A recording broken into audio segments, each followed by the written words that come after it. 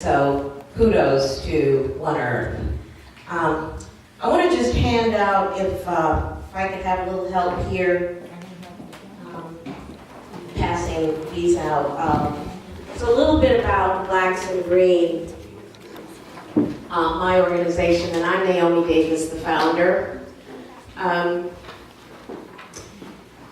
In 2008, when the Green Jobs Now movement really began buzzing, there was the expectancy that solar jobs were going to transform communities and save the planet. And Blacks in Green was really big and on board for that. But as it happened, the legislature did not move money into the marketplace.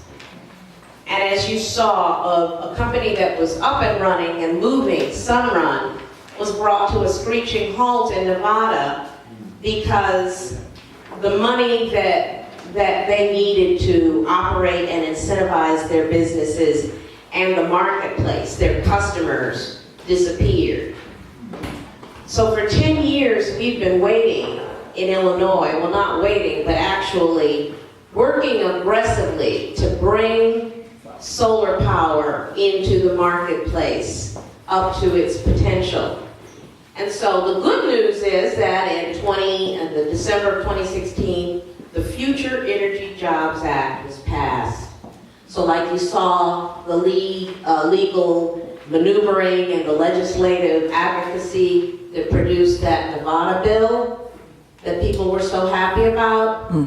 People were overjoyed here in Illinois and have been actively working to bring that legislation that passed into the marketplace.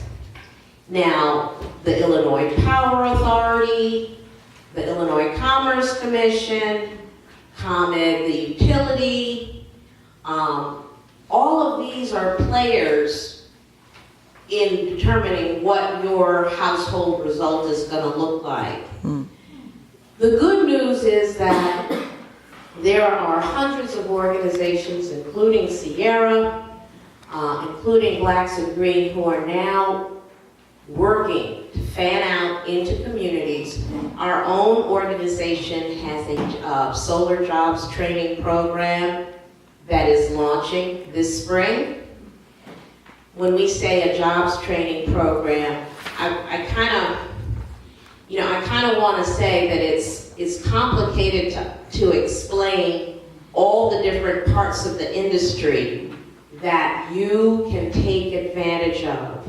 But we're working to produce literature that is clear, simple, and accessible so that you as a homeowner, you as a job seeker, you as a small business, you as a school, each of you can understand how you can get in, where you can fit in, how you can sell something, how you can save money, how you can build our economy in our communities by hiring people, something that's a real roadmap for you.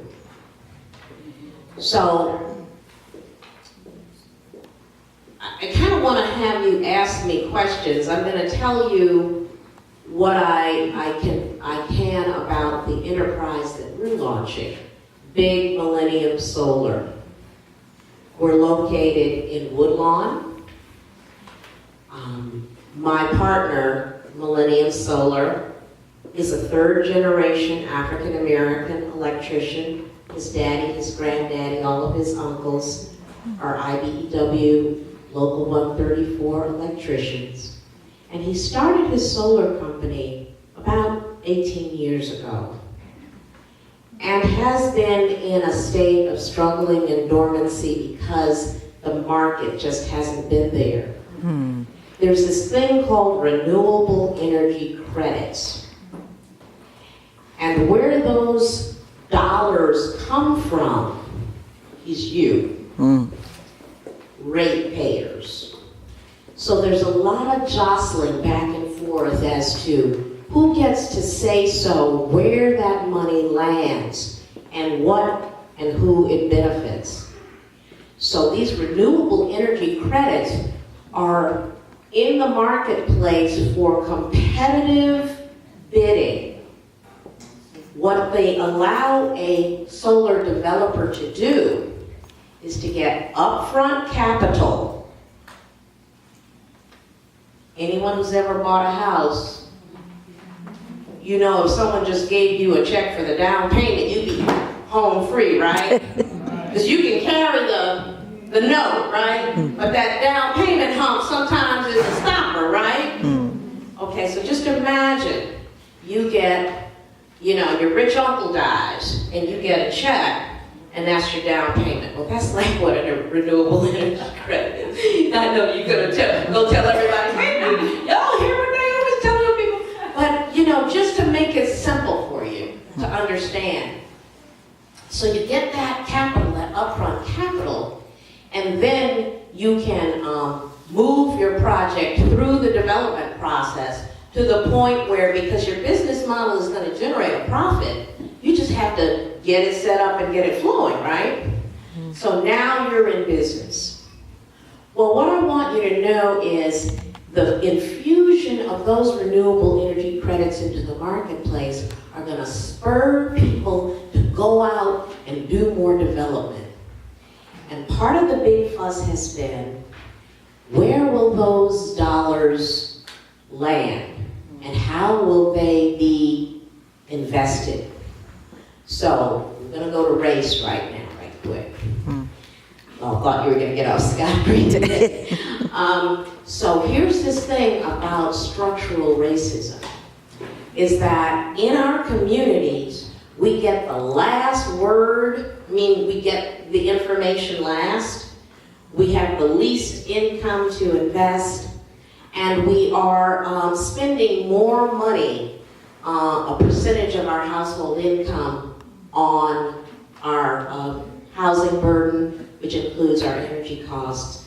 And there is a process in the ComEd renewable energy credit distribution system that is already exciting to and engaged in by a whole spectrum of solar developers who are pretty much no African Americans, no Latinos, because we haven't heard about that part of the market. We're going to be told if you're returning from prison, we can get you into a training program. This is excellent. We're going to be told these are the things you can do in your home for energy efficiency. This is excellent. But I'm going to tell you something. This bill that just passed has a very small percentage for training. Now, we're going to work it. We're going to get some people trained, and we will get them placed. And it might be your cousin, your brother, your uncle, your aunt. It could be someone coming back from prison. It could be someone laid off from the Chicago public school system. It could be a middle manager that got laid off. It could be someone who's just interested in a career shift. You don't have to be downtrodden and undereducated to get one of these opportunities. But I want you to know that there's an enormous amount in this new legislation that's allocated to energy efficiency work. Small amount for training, huge amount for energy efficiency, and a huge amount for the marketplace. So what Blacks in Green is committed to doing is to making sure, yes, the training takes place, there's a pipeline. We're going to be having a series of town halls throughout our communities, and we're going to be taking applications from people who are interested in the possibility of working in solar. My partner, Chris, at Millennium Solar, will be taking qualified candidates into a training program, and they will come out 12 weeks later with the training they need to start a solar installer, maintainer, repair course of work. They will also come out with a certificate that allows them to go into electrical related businesses that may not be solar. They will also come out with a certificate that allows them to start in an energy efficiency track. You see what I'm saying?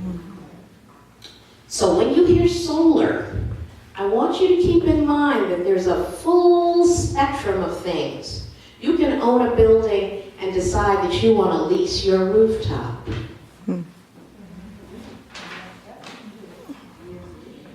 You can decide that you have a really hot STEM student in your family and you want to put them into a laboratory somewhere. You want to get them on the science side of this new wave. You may decide, look, I like the wind in my hair and I like the heights and I want to be a lineman. You know, linemen make upwards of $130,000 a year. These are not careers that we normally tell our children about. Our guidance counselors aren't passing that information down. And what we don't know, we can't share with our neighbors. So Blacks in Green is committed that we're going to work closely with our allies, with our churches, our schools, our clubs, our community groups, our elected officials, to get the word out to you. And you can respond with your heart. This is what calls me. This is what calls me. I want more information about this. I want to host something. I want to sponsor something. Our training programs will take place in Woodlawn at the Lincoln Memorial Congregational UCC Church. We'll have a whole series happening there. But you will also be able to take a class in the suburbs, south suburbs, where Millennium Solar is located. And there just isn't anything that we wouldn't do to build community wealth with you through renewable energy. We're committed, we love you, and we're here to serve. So thank you.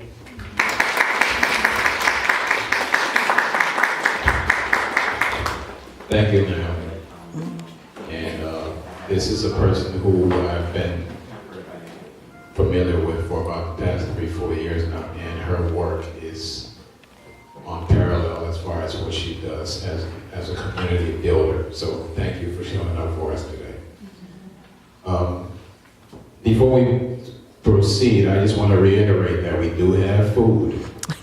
So if you're feeling the notion to go over, please do so at your will, and don't hesitate to do so. I also have a quick announcement.